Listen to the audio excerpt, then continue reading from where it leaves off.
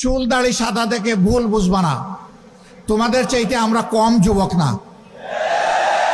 আমার সাথে তোমাদের অনেক সহকর্মী কাজ করতে গিয়ে মাঝে মাঝে তাদের বিশ্রাম নেওয়া লাগে। আমি বলি, ছোট্ট এই জীবনে বিশ্রাম নেওয়ার অবকাশ কোথায়? বিশ্রাম আল্লাহ তাআলা আমাদের কিসমতে কপালে রাখলে ইনশাআল্লাহ পরম প্রশান্তিতে নেব।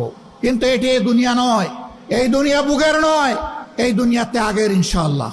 বাংলাদেশ জামাতে ইসলামী, ইসলামী সংগঠন সমূহ এবং দেশপ্রেমিক অন্যান্য সংগঠনকে সাথে নিয়ে সেই ইনসাফের ত্যাগের বাংলাদেশ করতে চায়। আমরা জীবনের একটা পর্যায়ে চলে এসেছি, আমরা যা পেরেছি লড়াই করেছি, বাকি লড়াইয়ের এই রুমাল শেষ ডেস্টিনেশন পর্যন্ত শক্ত করে হাতে ধরে সামনের দিকে তোমাকে দৌড়াতে হবে। তুমি সেই ছাত্র শিবির, বাংলাদেশ ইসলামী ছাত্র শিবির জিন্দাবাদ। ছাত্র শিবিরের কাছ থেকে মানুষ যদি হতাশ হয়, যাওয়ার বিকল্প কোনো ঠিকানা এখনো তৈরি হয় নাই।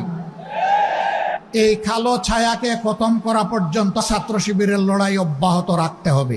আর যাতে শিক্ষা প্রতিষ্ঠানে কলমের বদলে অস্ত্র হাতে না উঠে, মাদকের বোতল হাতে না উঠে, মেয়েদের নিয়ে কোনো ধরনের বাড়াবাড়ি করা না হয়, প্রতিটি ছাত্র যাতে তার মেধা বিকাশের জন্য উৎসাহ নিয়ে ঝাঁপিয়ে পড়তে পারে, সেই পরিবেশ সৃষ্টি করার প্রধান দায়িত্ব আজকে ইসলামী ছাত্র শিবিরের উপর অর্পিত হয়েছে। আর ছাত্র শিবিরের জন্ম হয়েছে এই জন্যে যে এরা জাতিকে চরিত্রবান, দেশপ্রেমিক, মেধাবী, আগামী দিনের নাগরিক এবং কারিগর তৈরি করে জাতিকে উপহার দেবে। আগামী দিনের দায়িত্ব নেওয়ার জন্য এই ছাত্র সমাজকে আজকে প্রস্তুতি নিতে হবে।